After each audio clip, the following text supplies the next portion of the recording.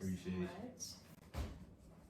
Okay, so I have a special guest here with us today, and I want to thank you for watching and tuning in to Beauty for Ashes Unscripted. It is unscripted.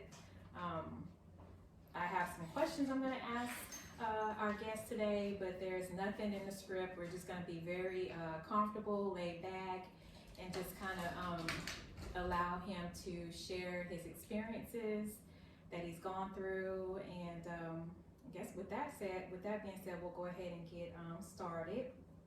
Okay, so I'm just going to ask you, first of all, if you want to tell us your first and last name and where were you born? First name is Andre. Last name is Williams. I was born and raised from Chicago, Illinois, age 32.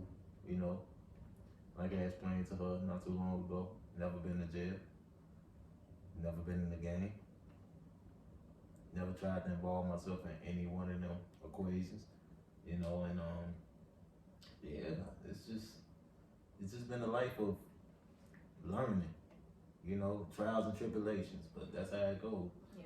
Throughout this life, man, you know. Yeah, exactly. So where were you born and what other cities have you lived in? So far, it's just been Chicago and Texas. You know, any other state, never really ventured around. Yeah. Never really been in them states. So so you were born in Chicago, and how long you been in Texas? I've been in Texas 7 years. You like Yes, ma'am. it? Better than Chicago? Yes, ma'am. Okay. Why? Reason being is the experiences. The Okay. lesson that I've learned in comparison to Chicago. You know, Chicago is more like a poverty-driven state. It is, okay. Yeah, so when I came to Texas, it was more of like, it was an adaptation thing for me. You know, I've gained experience that I never really would have imagined experiencing, as far as like working in like factories. Okay. Becoming a retail manager in 2 stores. Okay. Working in about 5 to 6 fast food chains. Okay.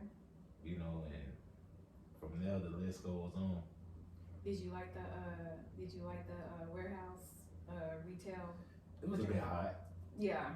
The warehouse was a bit hot, but you know, it kind of taught me toughness in the midst of it, because reason being, like I say, I never really worked in a warehouse. You know, so with me gaining that experience, it basically taught me that the warehouse workers pretty much have more work put on them in comparison to any other job it is that's out here. I can see that. You know, cause you know you got shifts ranging from maybe like 2 o'clock all the way to like 10 p.m. Then you got shifts working for like 4:30 p.m. All the way up to like 2 a.m. In the morning, yeah.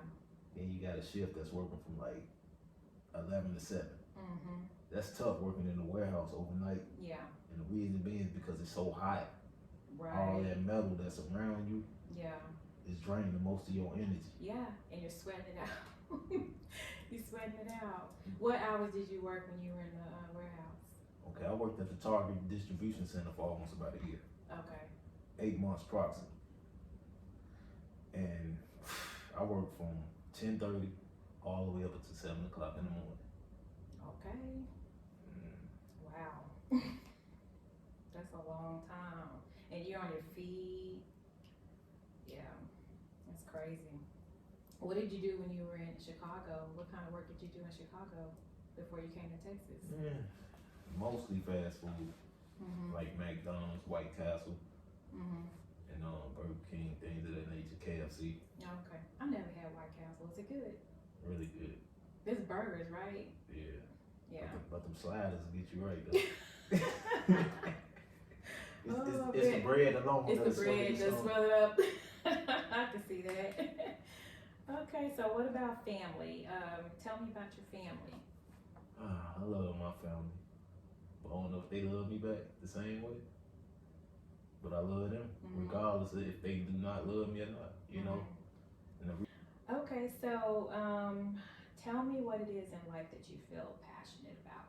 What do you have something you feel very passionate about that I you would really like to do. share? I really do. I want to see everybody win.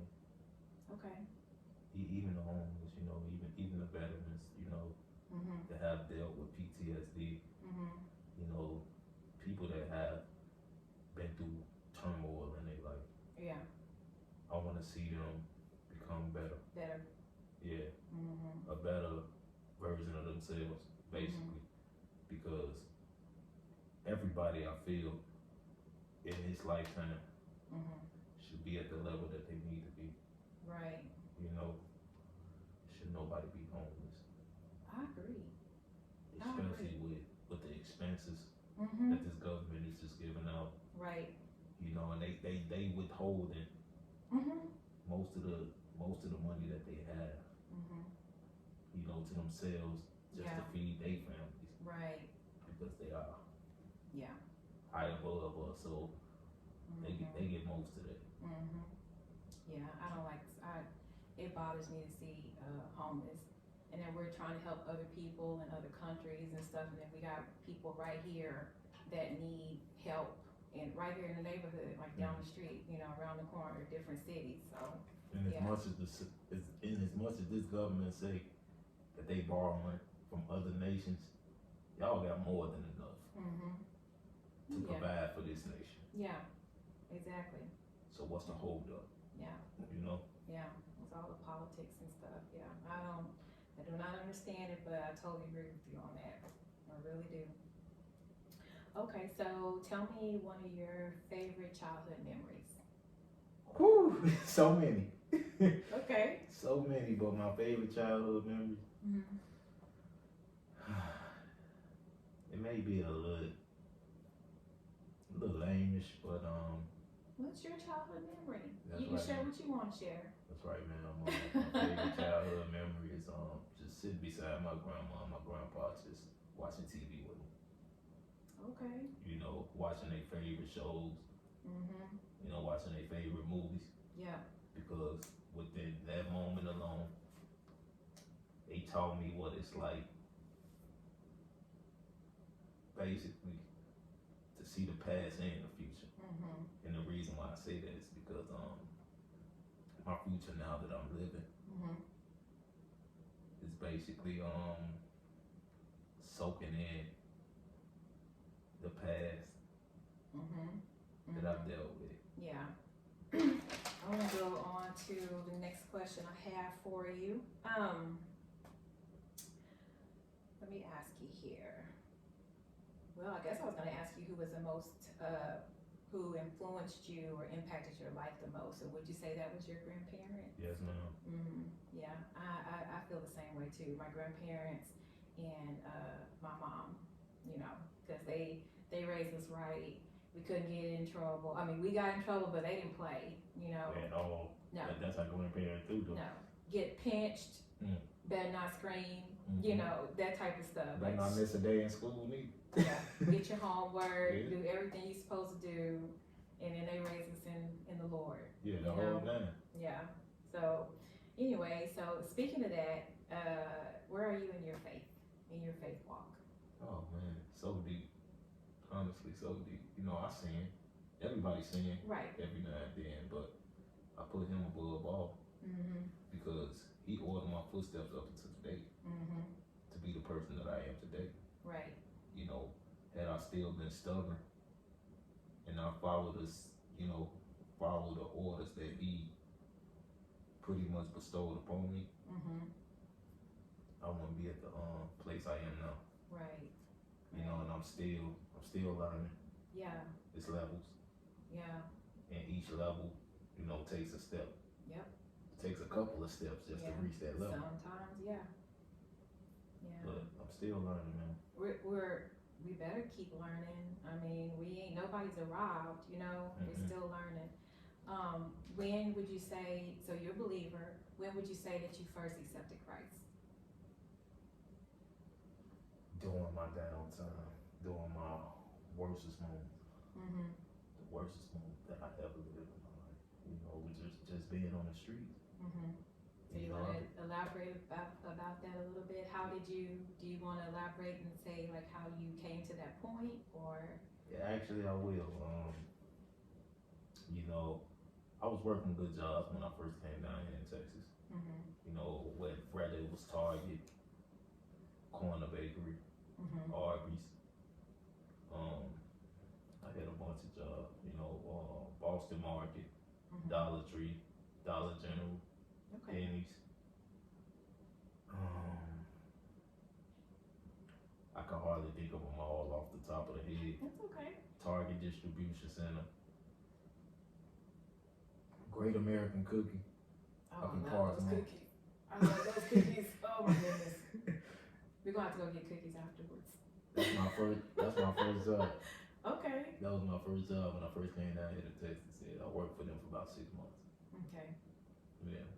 Yeah. That was my first job, and I loved that job, but it was time for me to transition to something new, Mhm. learn something new, and yeah, I had a bunch of jobs. Rico's Chip Factory. Okay.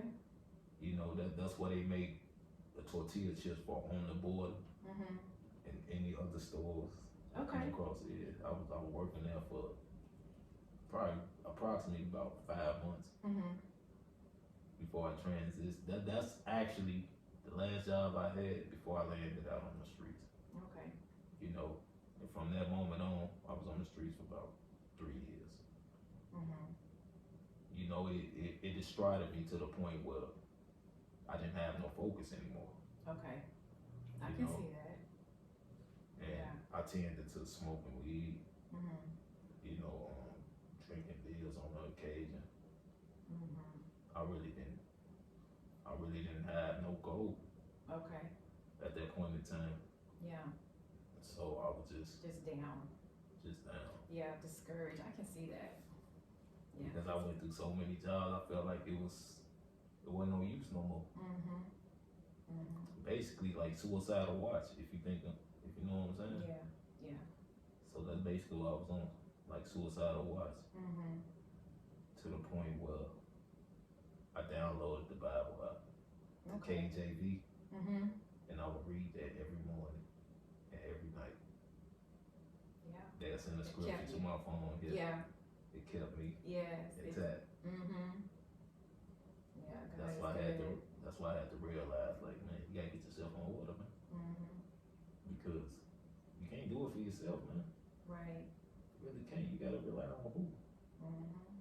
The upper authoritative. Yeah. Yeah.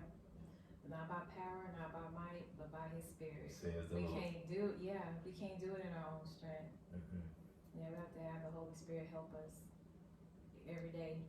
We can't do it in our own strength. I mean, we can try. I mean, you might succeed for a little while, but you might fail, get exhausted, become discouraged because it's not Him. You're trying to do it in your own strength. Yeah. But when He helps you, like we were talking earlier, it's gonna be good. But we might go through something, but still, you can still be in His will, but going through your trial. That's But right, man. He can help you, and it'll be so much better when you come out on the other side, because you can look back and see, okay, this is what God was doing. Sometimes you can't tell while you're right there in it. No, man.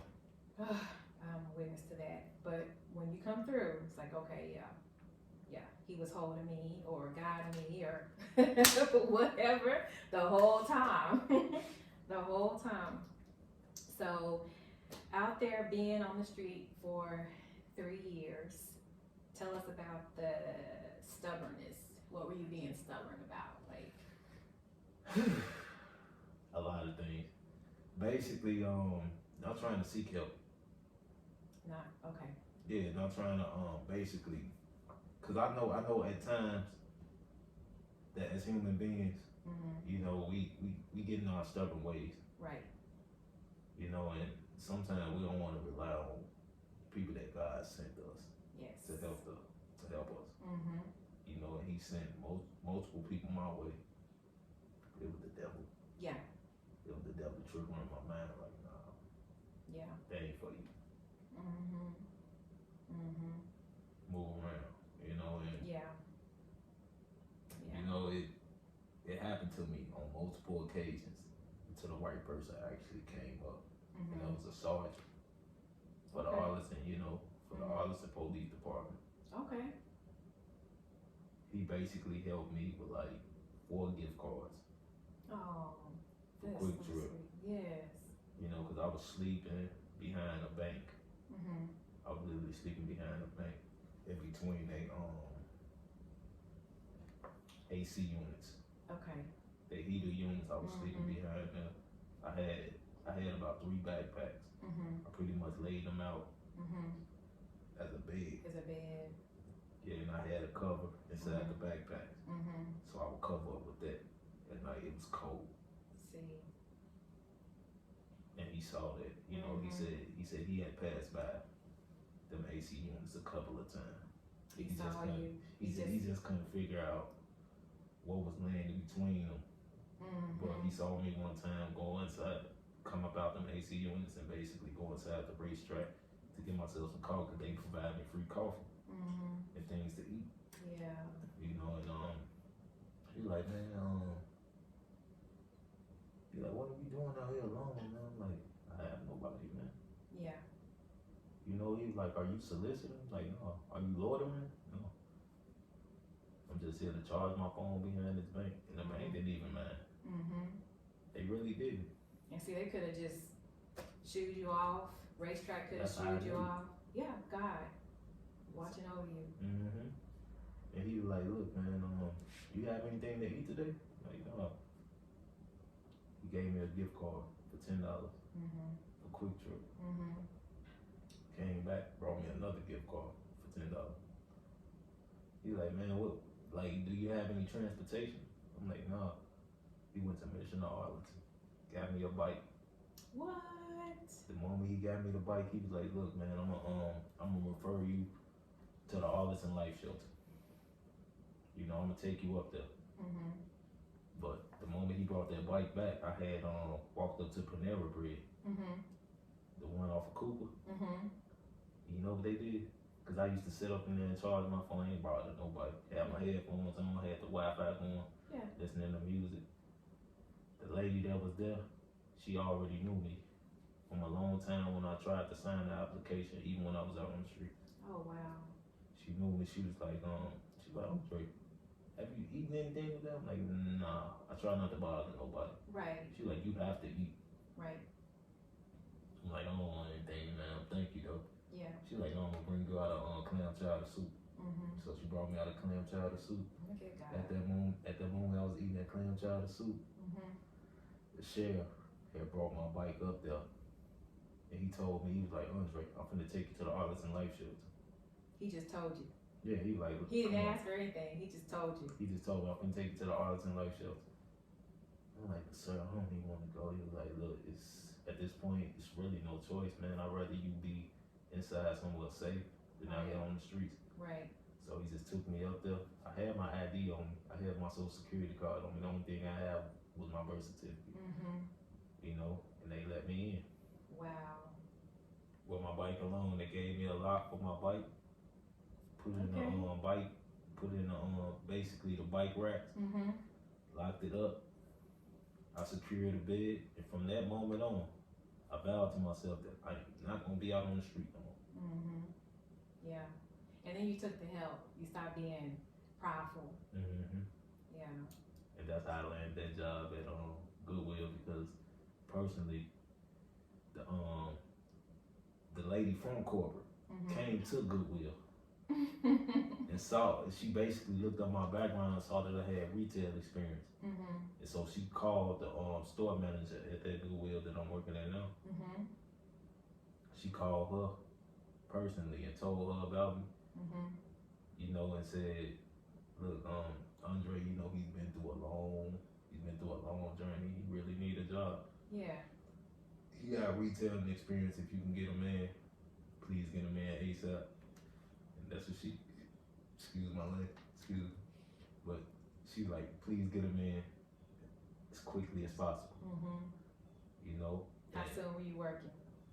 Within like a week. Really? That's amazing.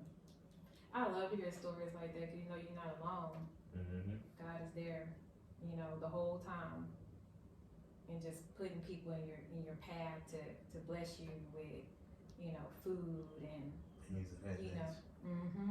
You know, I really never truly knew God existed Mm-hmm. until that moment. Mm-hmm. Until me being on the street, just Mhm. dealing with all of that. Yeah. I never really knew that Yeah. a God existed. Mm-hmm. I never really knew that Jesus Christ existed. Yeah. But it took you to go through that You know, to know. But he had his hands on you already. already. Just, you know, you just didn't know. I ain't know. You just didn't know it. I can't ever say I've been like in a situation where I was like homeless like that. But there was an incident where my oldest one was like 8 months old. And at some point I'll share that with everybody. But just briefly, woke up one morning and to a constable beating on the door. I didn't know what it was, you know. And unbeknown to me, rent hadn't gotten paid.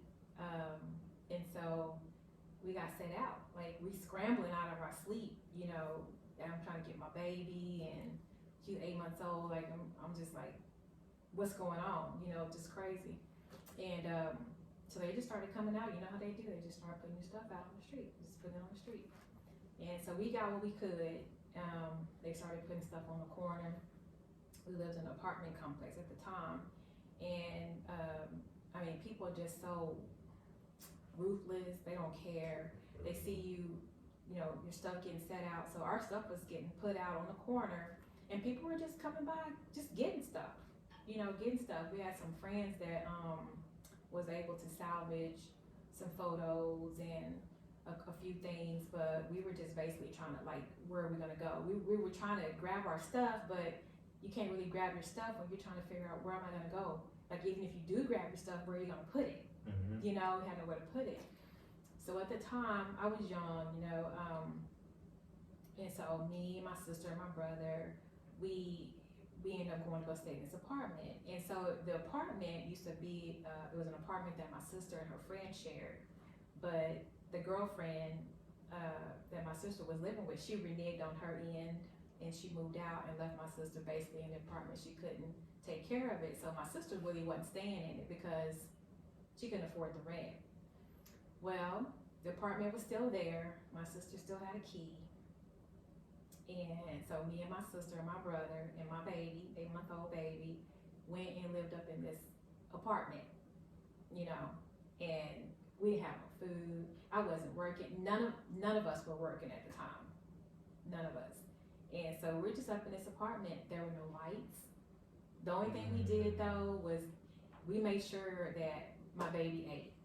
Mm-hmm. You know, if we didn't eat, it was okay. Sacrifice. Yeah, we sacrificed for the baby, made sure she ate. And I mean, we just got through it. We burned candles at night.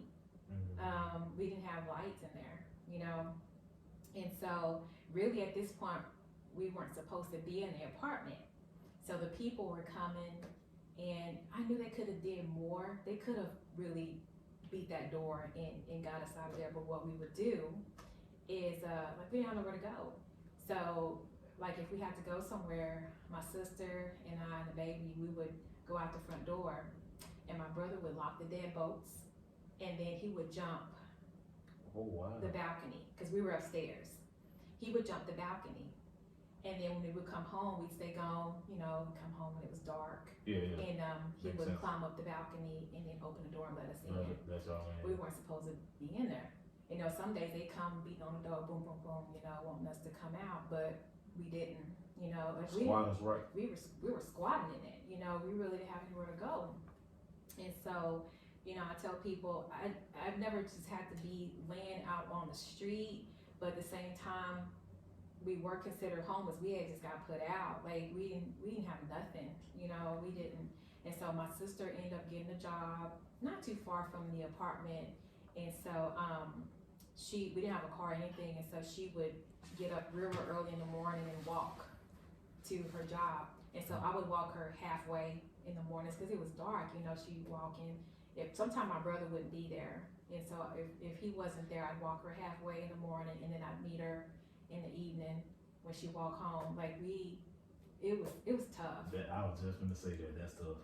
It was really tough. And nobody knew that we were going through that and stuff, you know, and it was just, I don't know, it was tough, but we kept our faith. And then one day, I guess it got out to an aunt that we were in an apartment, and she pull up down there and she pump, and we look out the patio and she was like, "Get down here!" I mean, she was mad. Yes, because we didn't tell anybody, and she was like, "You get down here!" And then she took us in. My brother ended up going to go stay with somebody. I can't even remember at this time, but me and my sister and my baby. She took us in. She was in a 2-bedroom. She gave me and my daughter her guest bedroom, and my sister slept on the couch. But from then, you know, we just kind of like, you know, we got back up, but it was just God, you know. It's the main source. Yeah, it was God. It's like we could have really been out there, like, you know, on the street. And I kind of like, I mean, I don't want anybody to get offended. I don't want you to get offended. No, but I just kind of liken it to the same thing, kind of, because I mean, even though I was we were in an apartment and we had somewhere to lay our head, but we didn't have any electricity, you know, we didn't have anything to eat, you know, no jobs. So y'all was just trying to make it. We was just trying to make it, yeah, it was crazy. So, you know, we all have been through some stuff. I'm telling you, but God's good. He is really, really good. He helped us. He helped us. Yes, indeed. So, I mean, I feel like when we go through things, I've gone through a lot. I know you've gone through a lot. When we go through stuff, it's good to take note. Is, you know, because a lot of times when you mess up and you don't pass that test, you're gonna go back through it again. Truthfully. Until you get it right. You know, because God wants you to get something out of it. He wants you to learn and grab something out of it. And it's not always just for you. Although you get something out of it, you're gonna run across somebody at some point in life, and you're gonna say, you know what, you're gonna get through this because I've been there before. You did to teach. Yeah, and you can help them. You know, you can help somebody get up that's down, or they feel like they're hopeless. You know, that's the whole reason why I wanted to, you know, be doing these interviews so that we can give hope to people that are going through some stuff. You know, your prophecy may be somebody else's temptation. You know what I'm saying? The more that you prophesy to them, and tell them about what happened to you, can be encouragement to another. Yeah, that's the whole point. That's the whole point. I mean, it's not about me. It's always about the next person. Exactly. You know, it's just not always about us. It's not. You know, like I said, you're gonna go through stuff. You learn. Hopefully, you can learn something out of it and not be stubborn Right now. or procrastinating or controlling, because one of my issues, and I'm a lot better, but mine was being controlling, because I felt like growing up that I didn't have, I felt like I couldn't depend on people, and it's like I didn't trust, you know, just for some things that had going on with me in my life. I didn't trust people, and then when I did try to trust somebody or people, they let me down. So I was in that position where it was like, okay, if I want it done, I might as well just do it myself, because they're not gonna do it right, or they're not gonna do it. I'm gonna depend on them. They're gonna let me down. So over the years, I just started, like, you know, trying to do everything in my strength. But I knew, you know, God was there. He helped me out. I will always acknowledge that. But other than depending on him, I just wouldn't depend on anybody else, and I would just really be controlling. I need something done. I need something done. I just do it myself. You know, ask the Lord, He provide, but I would just do it myself. You know, after my husband passed, I felt really guilty because we had separated, and I felt guilty, and I was like, you know, if I would have stayed, it wouldn't have happened, and this, but the Lord was like, already started telling me, don't look back, and so I was really beating myself up, and He said, one day finally, He said, Tony, I just heard Him say, you are not in control. And I was like, you know what, Lord, you right. I'm not in control. You know, God, he took him when he wanted to take him. And sometimes we can go prematurely because we're not in God's will and we're doing stuff that we shouldn't do. But you know, that's God's time. It was God calling. Yeah, that's God's calling. But I was beating myself up for a long time because I'm like, okay, if I would have still been there, it wouldn't happen. I mean, maybe if I always think, well, maybe if it was there, maybe I would have lost my mind. You know, it was hard, you know, maybe I would have lost it. Like, only God knows, you know. What's your true calling is on this earth. Yeah, and he knows where I was supposed to be and where I wasn't, you know. So everything happens for a reason. So yeah, I just have to I'm getting trying to move past that control. But it's so freeing to not be in control. That's right? Yes. You figured it out. Do you feel me on that? Like, Yes, it's so freeing to not be in control. Just finally say, you know what, God, I need you to do this. I'm putting the ball in your court. Just do it for me. That's when my you thing. feel like you have to be in control, you know, I've learned that myself. When you feel like you have to be in control, Yeah. of your own existence, Mm-hmm. and those who dwell around you, Mm-hmm. it's a bit of the devil doing. He's trying to play his part. Of course. Yeah, he's trying to play his part in the midst of you being in control. So it's like a angel on the shoulder, and it's like a devil on the shoulder. Both is trying to. Right. You're trying at to- war. Yeah, exactly. And then the war is up here. Yeah, spiritual warfare. Yeah. And the battlefield is in your mind. Yeah, so you got to pick a side. You can't you can't be lukewarm. You either gonna be hot or you're gonna be cold. And that is so biblical. You can't be one of you got one or the other. You can't be lukewarm. You know, so yeah, you got the devil and the angel, and the battlefield is right there. Exactly. You know, in your mind. So yeah, it's tough. But I feel like as long as we keep God first, we stay grounded, we pray, we give him the control, we're gonna be all right. That's right, man. Yeah, we'll be all right. Do you have anything else you want to share about you before we? Not really. Okay. I think we pretty much covered the bases. Okay. Everything that we need to interview about. Yeah. On this segment. We can always do another one. If you feel like there's something else you want to share, you can always come back and say, Andre's back. Yes, ma'am. He wants to do another segment. It's all the time. Truthfully. This segment right here, I felt really comfortable. I'm glad. Because it felt like a regular conversation. I was able to open up with somebody who's on a spiritual level.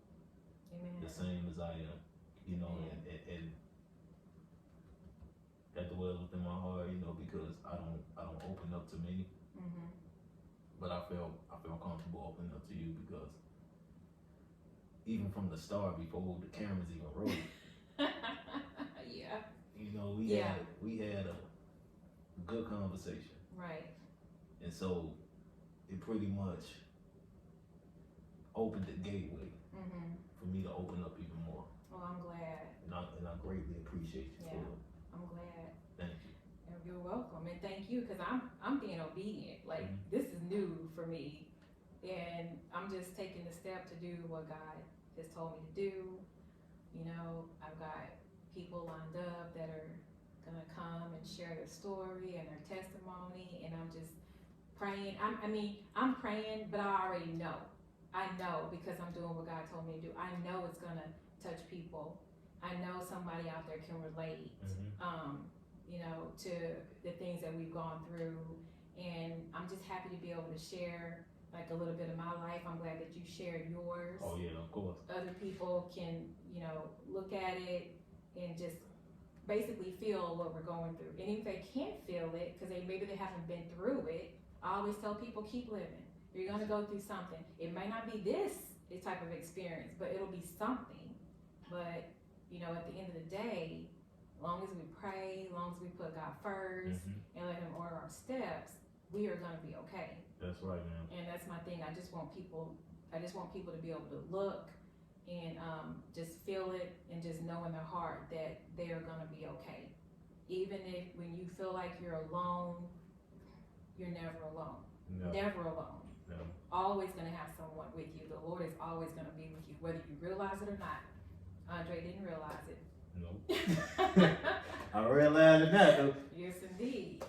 Well, thank you so much. I appreciate it. You and I are gonna go get cookies. That's right. Cause you brought it up. Now I want the cookies. I Understand. love sweets. Really? I do. I love sweets. Yeah. You can't miss me with sweets. We gotta have some coffee with that too. Well, yeah, we need some more. Well, thank you so much. I appreciate it. No problem. Okay, and then we're gonna keep in contact with Andre and maybe follow him around a little bit and see what he's going on. You know what's going on in his life, and just keep be updated.